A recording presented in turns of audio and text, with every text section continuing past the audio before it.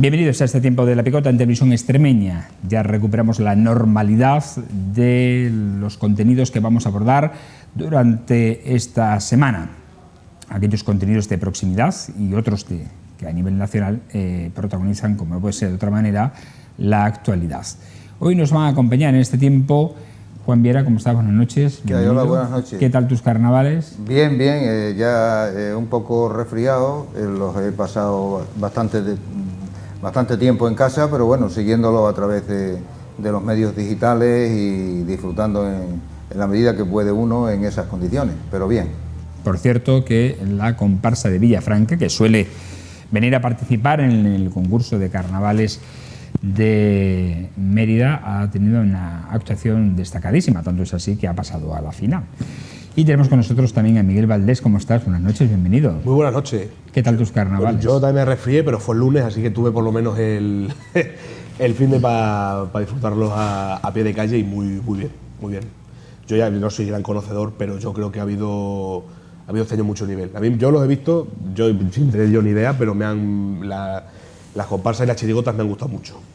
Ha habido efectivamente, al menos en el concurso celebrado en el María Luisa, un magnífico nivel. Viene siendo ya habitual, la tónica habitual en los últimos años. Pero vamos a hablarles en principio de otra cuestión, porque la exposición Mérida Patrimonio Vivo es el título de la muestra que se ha exhibido durante la semana pasada en el Parlamento Europeo en Bruselas, una exposición producida por el Consorcio de la Ciudad Monumental, que busca mostrar la riqueza, conservación y difusión del patrimonio cultural de la capital extremeña. El objetivo ha sido destacar el valor histórico-cultural del patrimonio de la ciudad y cómo lo gestiona la ciudad de tamaño mediano, una ciudad de tamaño mediano en Europa. Un patrimonio que merece ser conocido y apreciado, así como difundir los múltiples eventos culturales vinculados al patrimonio emeritense que tienen lugar a lo largo de todo el año. La muestra fue inaugurada por el vicepresidente del Parlamento Europeo, Pedro Silva, la consejera de Cultura, Turismo, Jóvenes y Deportes, Victoria Bazaga, el alcalde de Mérida, Antonio Rodríguez Osuna, además del eurodiputado Nacho Sánchez Amor, que realizó la función de maestro de ceremonias porque ha sido el impulsor de que esta exposición pudiese recalar en el espacio Altiero Spinelli del Parlamento Europeo en Bruselas, que es el espacio central, como el hall distribuidor de todo el edificio central, de los múltiples edificios, porque aquello es una ciudad donde trabajan más de 4.600 personas, pues el edificio central, digamos el distribuidor central, ahí es donde estaba incardinada esta exposición. Es decir, que todo el que entra en el Parlamento Europeo lo ve sí o sí. Y en una entrevista que pudieron ver el pasado viernes, concedida a esta casa y a este programa en La Picota por el eurodiputado, precisamente Nacho Sánchez Amor, y al ser preguntado por la situación del tren Ruta de la Plata, adelantó que desde el Parlamento Europeo, mediante mociones realizadas y presentadas tanto por el Grupo Socialdemócrata Socialista y el Grupo Popular Europeo, se ha adelantado la financiación a 2040 para la recuperación de esa línea ferroviaria Ruta de la Plata, que está siendo reivindicada, como saben, por diversos colectivos. Claro, cabe decir si esta es la fecha idónea o no, porque en un principio estaba establecida a 2030, después se cambió a 2050 y se ha quedado en el término medio 2040. Pero claro, el problema está en que si esto va a poder ser una realidad o lo vamos a poder ver antes de que nos vayamos de este mundo y solamente quede para nuestros nietos en alguna vez. Juan. Bueno, yo creo que en cuanto a las dos cuestiones que has planteado, que se están planteando, creo que es muy importante el impulso que se le da al valor histórico y patrimonial de una ciudad como Mérida y, lógicamente, en ese camino tienen que seguir las instituciones, tanto por parte de la Junta de Extremadura como por parte del Ayuntamiento de Mérida, como por parte de la Secretaría de Cultura a nivel estatal, ¿no? Es importante lo que ha ocurrido y en ese camino hay que seguir. Y en cuanto a lo del tren, pues es una necesidad urgente, ¿no? Que la Comisión Europea de una vez ponga fondos y se tomen medidas para que se recupere pues esas vías ferroviarias que de alguna manera como ya aquí comentó en una ocasión Jorge Gruar, pues son muy importantes para el desarrollo comercial, para el desarrollo humano y en definitiva como elementos de cohesión social, ¿no? Entonces, bueno, pues esperemos que la Comisión Europea, la Unión Europea, lleve a cabo estas redes transversales, ¿no? Y metan, porque la idea era meter en la ruta atlántica, meter la Vía de la Plata como un elemento del corredor atlántico, ¿no? Entonces esperemos que eso se haga efectivo y sea realidad, porque a veces las cosas se hablan y se hace mucha propaganda de ellas y después llega la hora de la verdad y no se hacen, ¿no? Por unos motivos u por otros, ¿no? Entonces yo creo que son dos cuestiones importantes que nos afectan directamente a Extremadura como comunidad y en este caso a Mérida como población, porque indudablemente la Ruta de la Plata, la Vía de la Plata, también daría una fuerza importante a Mérida, ¿no? A su vía de comunicaciones y esto, ¿no? Entonces, bueno, pues bueno sea y que siga adelante todos estos proyectos, ¿no? Que se hagan efectivos y reales, ¿no? No, ojalá que sea así, esperemos que efectivamente se adelante. Bueno, ojalá, está en el 2040, ojalá se pudiera adelantar, como decimos, a 2030, porque es una infraestructura, son algo más de 350 kilómetros los que hay que arreglar entre Plasencia y Astorga, que es el tramo que queda pendiente. La Ruta de la Plata son 810 kilómetros. Claro. Es decir, de Plasencia hasta Sevilla está, bueno, con sus deficiencias, porque hay que recordar que de Mérida a Sevilla la línea tendría que arreglarse, ¿no? A 30 kilómetros hora. Pero claro, bueno. Efectivamente. Pero, bueno, que en cualquier caso la recuperación afecta a unos 350 kilómetros aproximadamente y que sería interesante no, necesario y primordial para el desarrollo de regiones que no están en primera línea, ¿no? Que son las del eje del Mediterráneo, es decir, las de interior. Nos afectaría a Andalucía occidental, Extremadura, Castilla-León y Asturias, ¿no? Sí, porque llegaría desde Huelva, Sevilla, pasando por Extremadura, Castilla, Salamanca, y llegaría hasta Gijón. Claro, efectivamente, conectaría dos puertos muy importantes, que son Huelva y Gijón. Huelva y Gijón, ¿no? Para dar salida a las mercancías, claro, ¿no? de esta zona de interior. ¿Tú qué opinas, Miguel? Hombre, pues yo desde luego opino, en vuestra línea. Está claro, en el tema del turismo, está claro que en España en general y Mérida en particular, España en general tiene que cambiar el modelo turístico. El modelo turístico que tenemos es, a mi parecer, caduco. Seguimos en el modelo de los años 60, del Spain is different, del exotismo de fuera en Europa, y creo que tenemos que cambiarlo. Primero porque en muchos sitios ya es insostenible la cantidad de turistas que ya incluso afectan a la vida de la gente que reside en algunos sitios turísticos, y aparte porque es un modelo turístico que es caduco. Cuando por ejemplo, algunos países de aquí cerca, como Marruecos, como Argelia, si algún día consiguen ser países más seguros, tienen playas muy parecidas a las nuestras y precios que son más competitivos que los nuestros. Entonces, un inglés que venga de borrachera le da igual venirse a Magaluf que irse a Casablanca si le ofrece una experiencia parecida.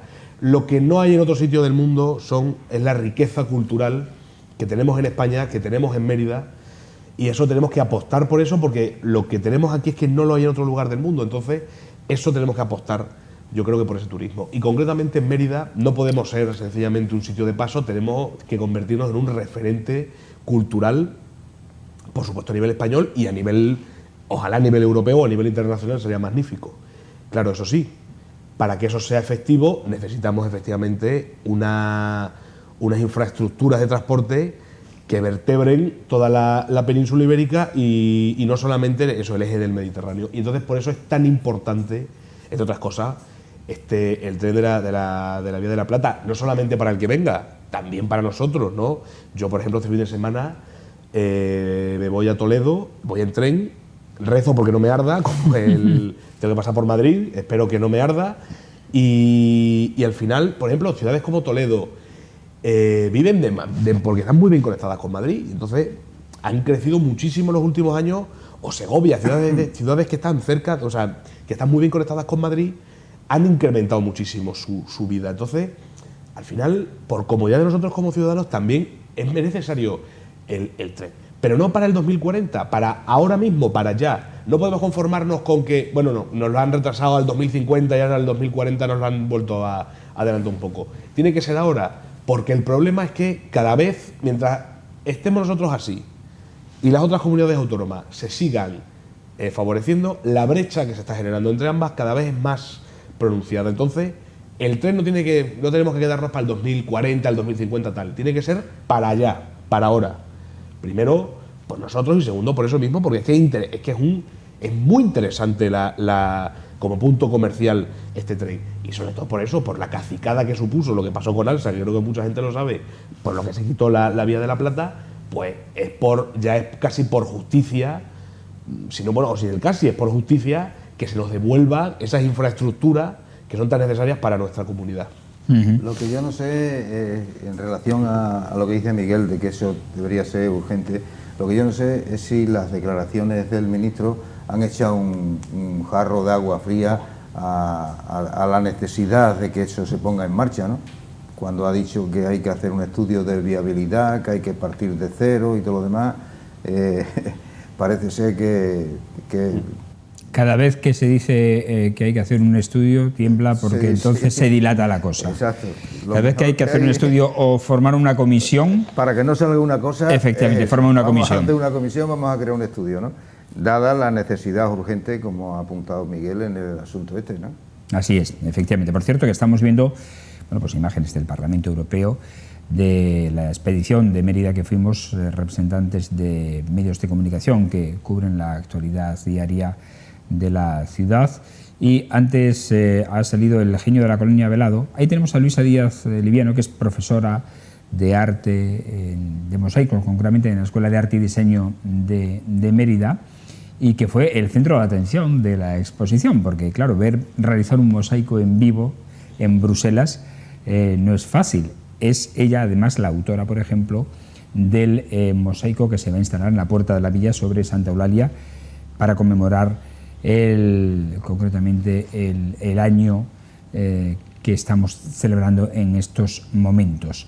Y decía que en esa exposición ese genio de la colonia que vemos a la izquierda y el mosaico que está en el centro ha sido regalado por el Ayuntamiento y el Museo Nacional de Arte Romano al Parlamento Europeo.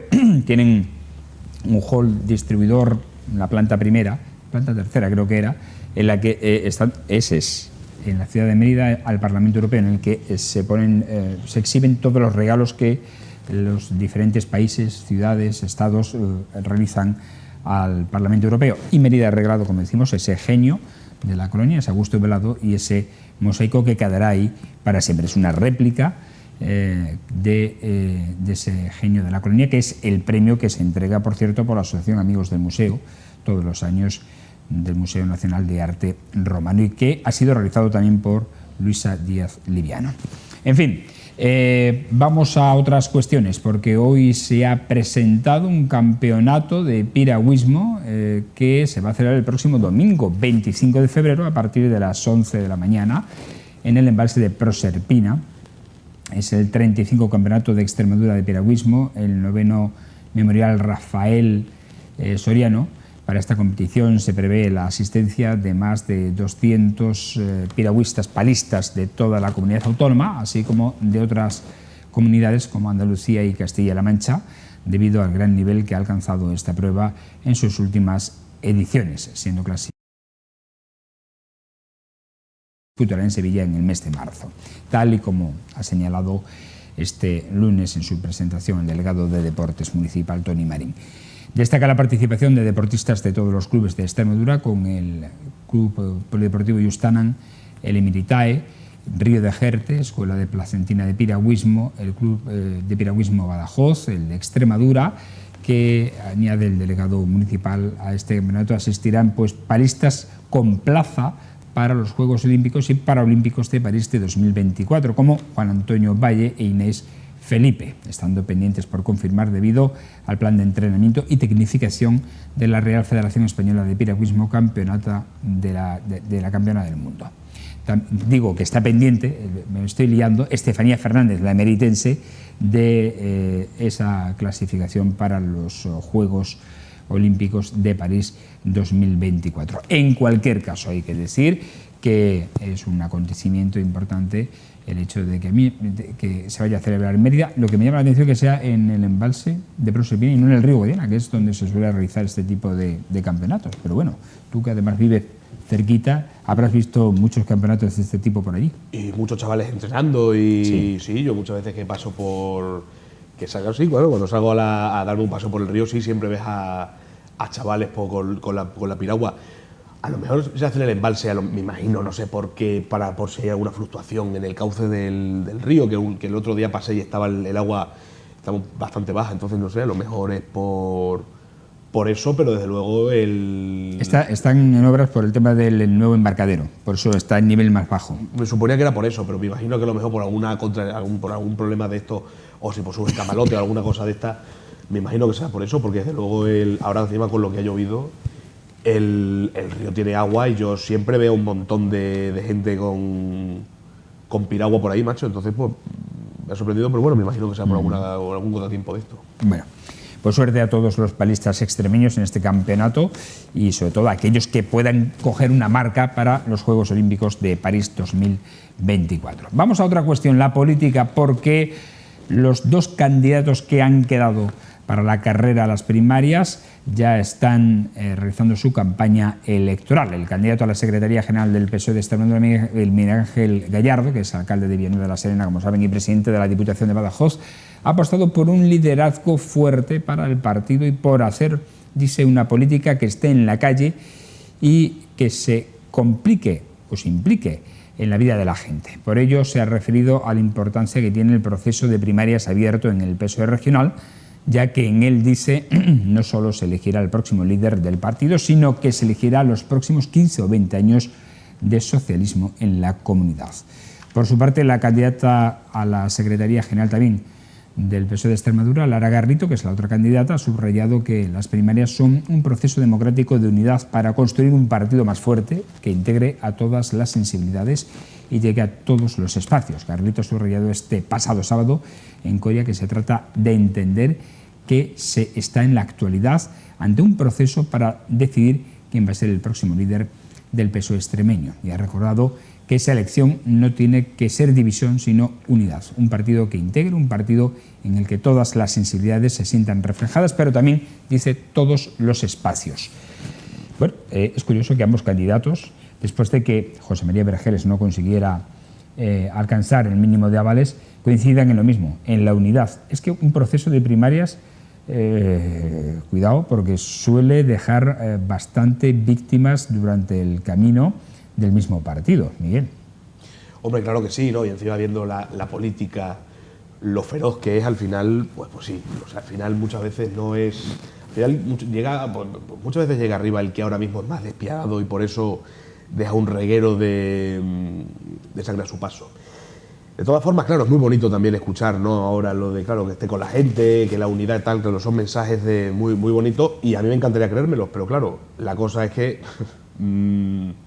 cada vez es más complicado creerse muchas veces a los políticos. Y bueno, yo entiendo que el Partido Socialista creo que tiene que intentar hacerlo muy bien en Extremadura porque estamos viendo que comunidades históricas del PSOE, como por ejemplo la nuestra, pues ya están perdiendo. Y bueno, no quiero adelantarme a lo que ha pasado en Galicia, pero el Partido Socialista yo creo que tiene que hacer realmente un ejercicio para ver qué está pasando, ¿no? Porque desde luego está claro que tienen un problema muchos de estos presidentes autonómicos. No sé si es porque se les achaca un excesivo servilismo al gobierno central, que eso yo creo que mucha gente no se lo perdonó a Vara, que no fuese más contundente con determinados partidos nacionalistas, yo creo, y entonces, por ejemplo, Emiliano García Paje, por ejemplo, en ese sentido sigue igual de fuerte que siempre, y muchos de presidentes autonómicos están cayendo. Entonces, yo creo que a lo mejor, por eso yo creo que deberían hacer un ejercicio de ver qué está ocurriendo realmente y ponerse las pilas, porque la situación desde luego es muy preocupante en muchos sitios, en muchas partes de el territorio español, así que se puede poner las pilas. Juan. Bueno, yo he leído algunas declaraciones de Miguel Ángel Gallardo, no he leído lo que haya dicho, lo que ha podido decir Lara Garlito, pero desde mi punto de vista da lo mismo uno que otro. Los dos son exactamente iguales y bueno, yo creo que lo que tienen que aprender a diferenciar es lo que es un partido político, el Partido Socialista, que tuvo una trayectoria y que poco a poco en esa trayectoria se ha ido derechizando, transformándose en un partido reformista, socialdemócrata, de lo que es el socialismo, que son dos cosas totalmente distintas. El socialismo son unas relaciones políticas, unas relaciones sociales de producción totalmente distintas a las que tiene el capitalismo y por la que el Partido Socialista no apuesta ni mucho menos, ¿no? Porque hoy por hoy el Partido Socialista, tanto a nivel regional como a nivel nacional, es uno de los pilares de la monarquía, más un pilar que está sosteniendo la monarquía, que está sosteniendo el sistema y que bueno, que aquí en Extremadura pues lógicamente su autonomía está muy limitada por muchas razones, ¿no? Por la dependencia del nivel central del Estado, la dependencia del gobierno central y bueno, las políticas que está aplicando pues son políticas que están favoreciendo a unos sectores sociales que tienen unos privilegios y que son políticas que van en contra de las clases trabajadoras, por mucho que diga Miguel Ángel Gallardo que está con la gente, el Partido Socialista funciona y piensa en el parlamentarismo, en obtener cargos, en tener poder, el poder político que no transforma absolutamente nada y que, bueno, las diferencias o enemistades que se puedan crear en una primaria después se solucionan una vez que se alcanza el poder, porque para el poder unifica y une mucho a la gente, ¿no? Entonces, bueno, yo creo que dentro de las dos personas la cuestión son caracteres personales diferentes, pero sin diferencias políticas ni en principios, ni en ideas, ni en comportamientos, que van a seguir siendo los comportamientos que tenía anteriormente y que son comportamientos que de alguna manera lo que tratan es de hacer un servicio a los poderes económicos, tanto a nivel regional como a nivel estatal. A nivel regional con menos autonomía, porque hay menos capacidad para decidir políticamente, legislativamente y económicamente.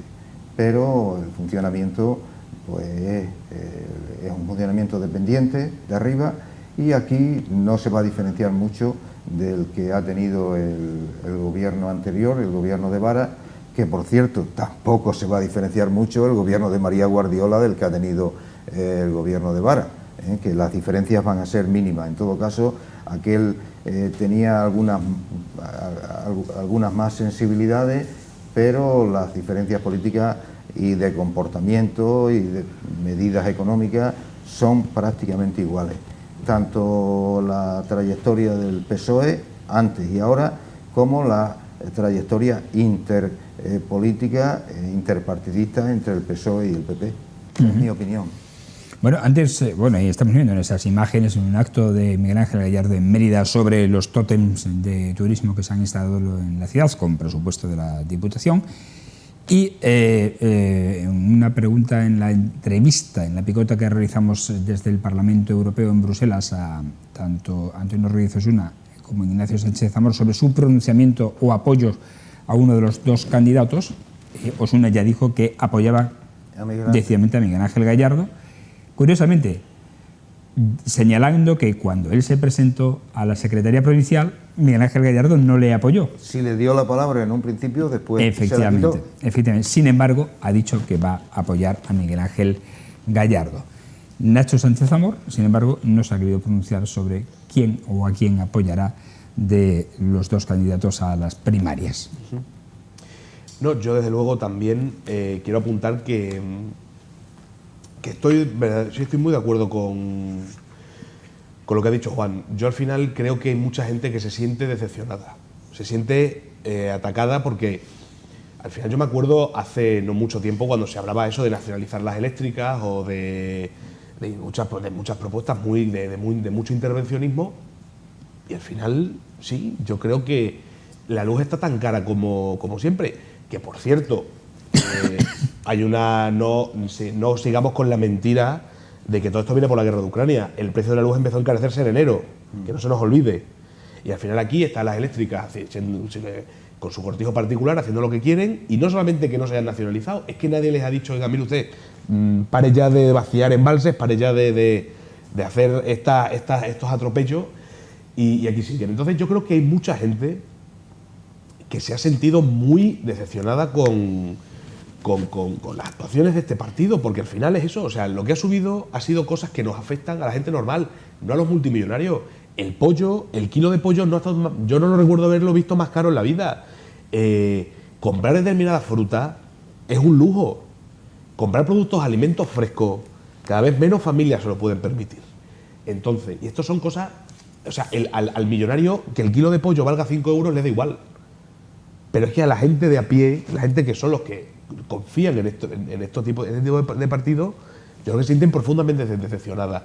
Y yo sé que mucha gente votó y lo dicen, votó al PSOE tapándose la nariz para evitar el mal mayor que es Vox. Pero no porque este partido sea atractivo a la gente, sino por evitar un problema que considera mucha gente mayor.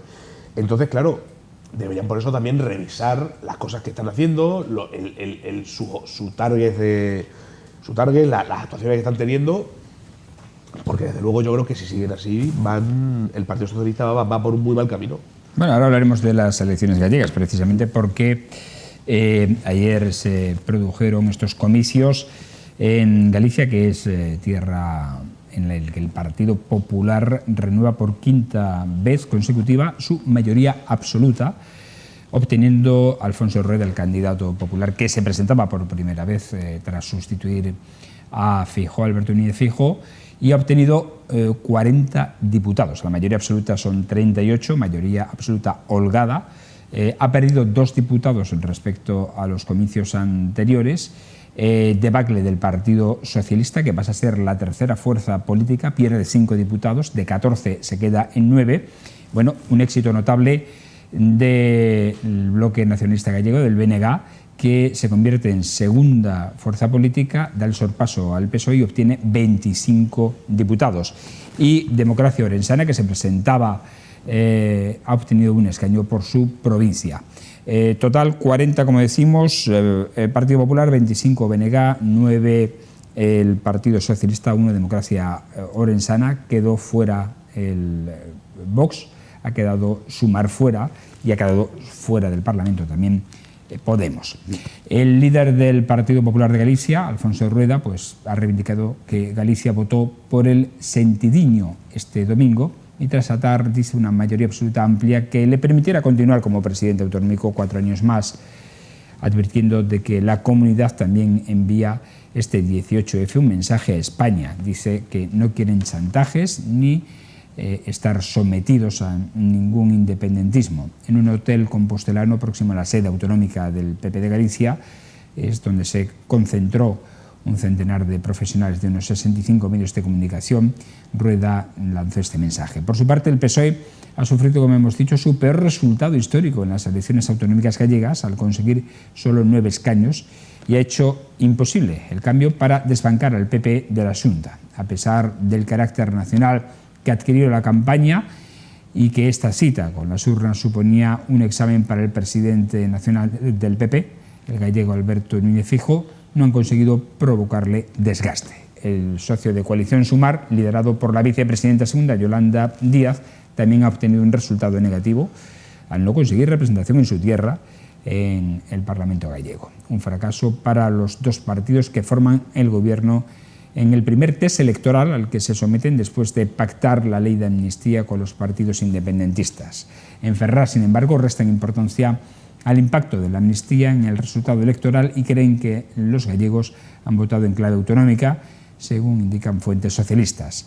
En este sentido, señalan que el PP ha obtenido 2 diputados menos que en las anteriores elecciones, mientras que los partidos que apoyan la amnistía, PSOE y BNG, suman un diputado más que hace 4 años. Esto pasa como en todas las elecciones. Quien no se consuela es porque es tonto. Se gana. Juan.